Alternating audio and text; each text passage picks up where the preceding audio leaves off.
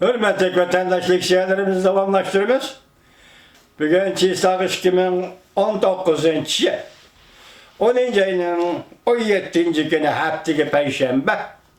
Endeki mavzamında Prezident Trump Xi Jinping bilen görüşmeyi durup kelişimge imza koygılı bulmaydı dep görsetdi.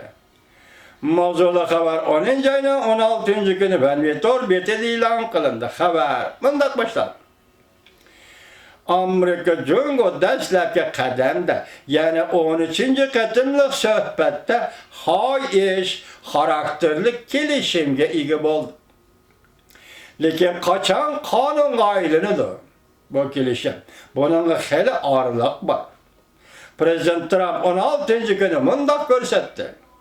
11. ayda Chilida Osiyo Tinch okean iqtisodiy hamkorlik yig'ini mezgilida Rais Xi Jinping bilan görüşmeyi durup, Cungo Amerika o'rtasida imza qo'yilgan kelishim bo'lmaydi. Prezident Trump Oqsaroyda muxbirlarga mundaq ko'rsatdi.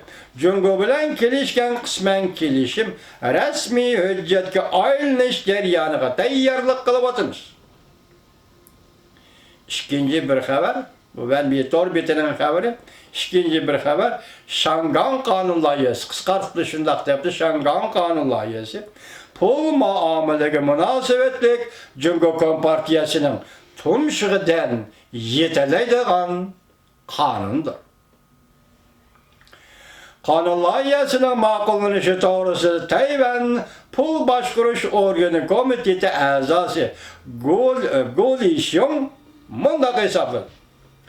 Amerika kishilik huquq tarafdan kirish yig'izi ichib, Şangan vaziyati hozir Şanganning mustaqil tamojna o'rniga, Şanganning pul perevod tizimiga, bo'libmi Şanganning butkul pul muomala ishlari o'rniga chetilib, ta'siri intayi zo'r deb hisobladi ve shundoq ko'rsatdi.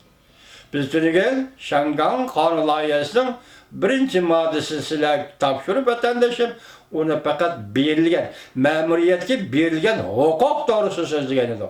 Hozir bu kishi ikkinchi bir nuqtadan, masalan, Şangan to'g'risida Amerika Kongressida Avam palatasida imzolangan, ma'qullangan qonun loyiha Şangan pul muomala qiyotiga yoki xalqaro pul muomala o'rniga qanday ta'sir ko'rsatdi deb boshladi. Moder Gulishyong mundaq dedi. Bu xalqaro jamiyatning Şangan vaziyatidan nima uchun ansiravatganligini ko'rsatib berdi. Bu qonun loyiha Şangan munosabatlari qonunini tekshirishga imkoniyat yaratib berdi. Statistikadan qaraganda 2018 yil 17% tashqaridan kiradigan pul, ya'ni kapital Şangan'a va Jungo'ga Şangan orqali kirdi. Tushunganligimiz deydi-ku, maliyan tilga.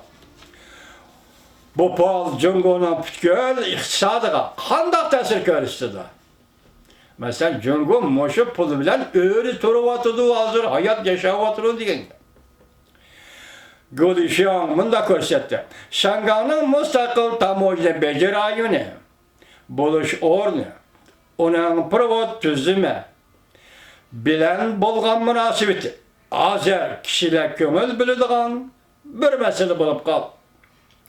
Ya'ni Şangan vaziyatining taraqqiyoti butkul pul muomala bozorining muqimligiga berib chetiladi.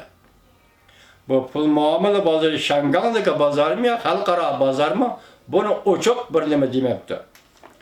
Iqtisodshunoslar bilim hazisining tadqiqotchisi Maji Ang mundaq ko'rsatdi. Amerika Jungo savdo urushi boshqa shakllar bilan yana o'rlaydi. Jumladan hozirgi zamon fan texnikasi, pul muomala mablag' solish sohalari. Bu qonun loyiha, ya'ni Şangan kishilik huquq va demokratiya qonun loyihasi Amerikaning pul muomala ishlari bo'yicha Jungo'ga zarba berishning bir xil vositasidir. Demek hazır bu Şangan kanunu onunğa Şanganğa berildiğin memuri hukuklardan alıp çıkıp hazır iqtisadga yoki pul muomala munosabatlariga bog'liq nihoyat zo'r bir ishga aylandi degan.